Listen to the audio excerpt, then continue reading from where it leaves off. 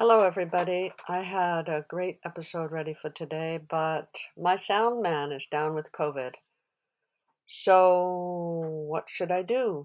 Should I do everything myself? Should I suddenly learn how to use all those programs that he knows how to do really well? Why not? Because here's why not.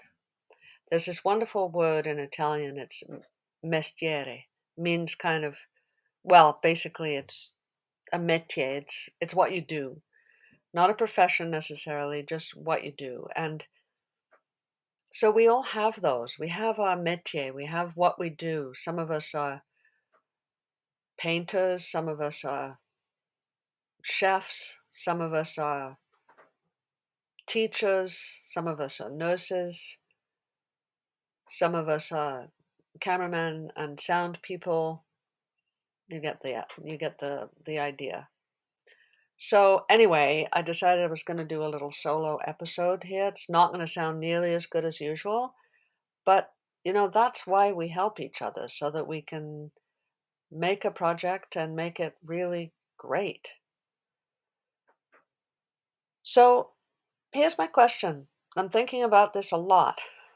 How has the activity, the skill, the practice, the métier, the mystery of midwifery been bruised and damaged by our modern medical and maternity care culture? And I don't mean only the modern medical culture. I also mean how women are having babies today, whether they're having them at home or in the hospital or in the birthing center. Our culture has damaged the ancient practice of midwifery.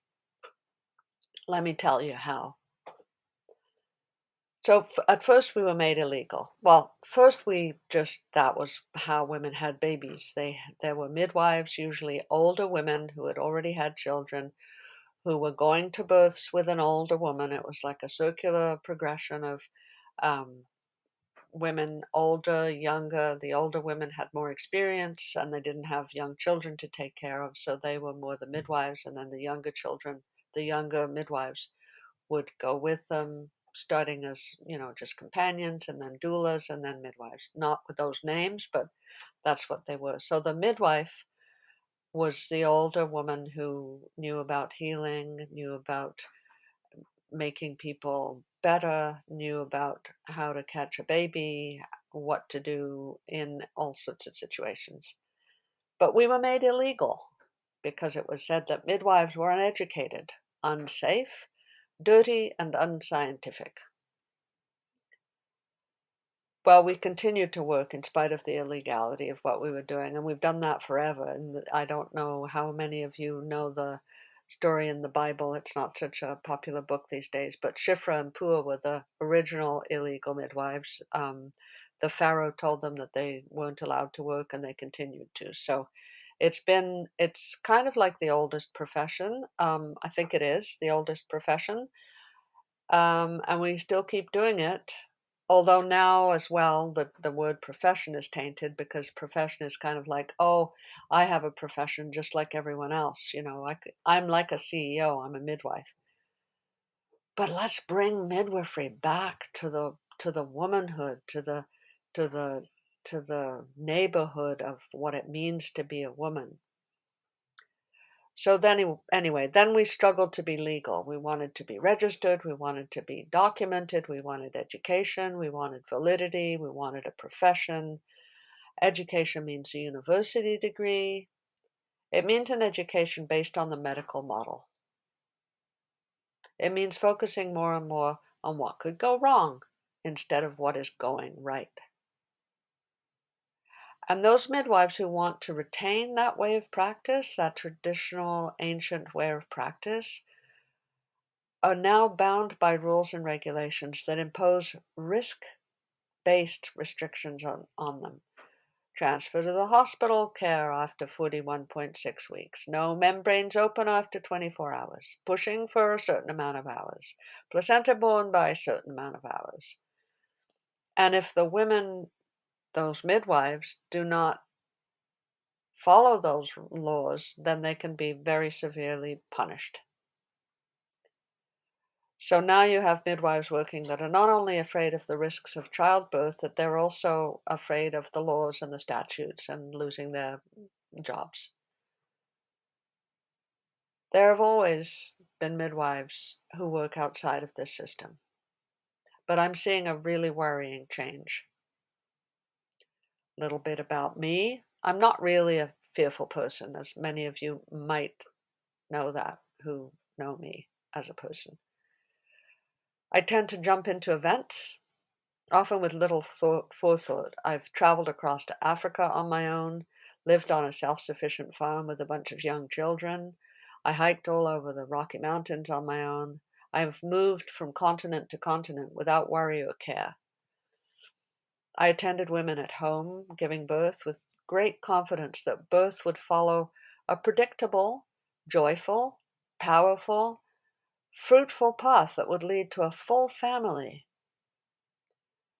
But we, as women, as birth companions, as midwives, we have been painted into a corner. On the one hand, there are midwives who are working from fear.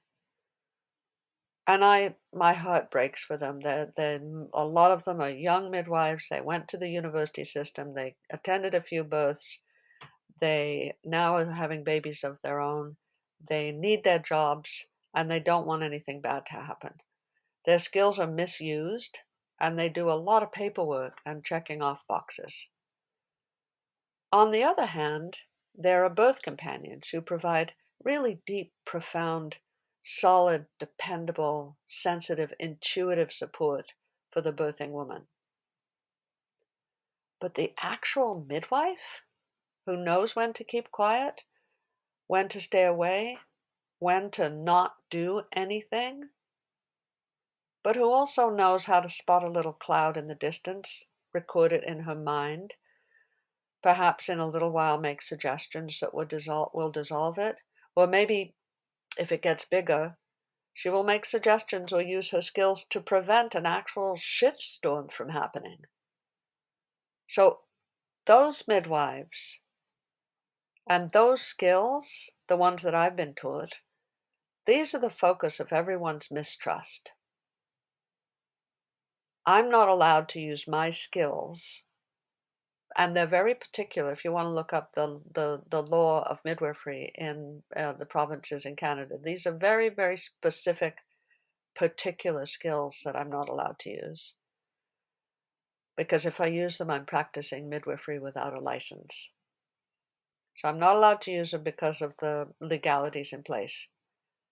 At the same time, in my community of natural birth advocates and activists, there is great mistrust and fear of someone who even has these skills, because just knowing about how to save a baby's or a mother's life is apparently working on a fear-based model.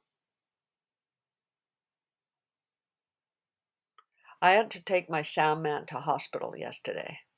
He had trouble breathing.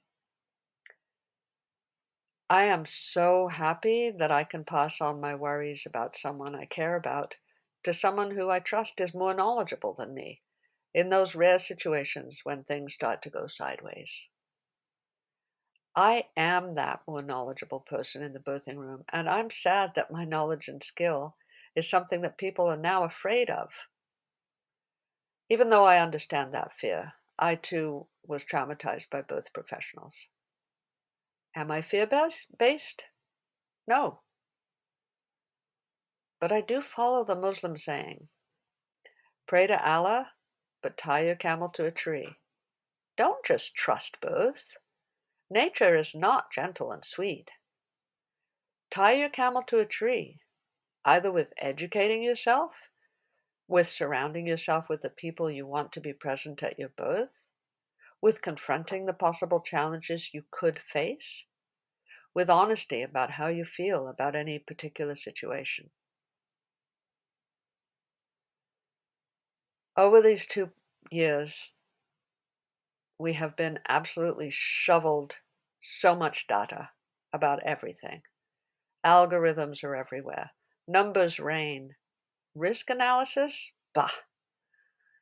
You can figure out your life without those numbers. Sit with yourself.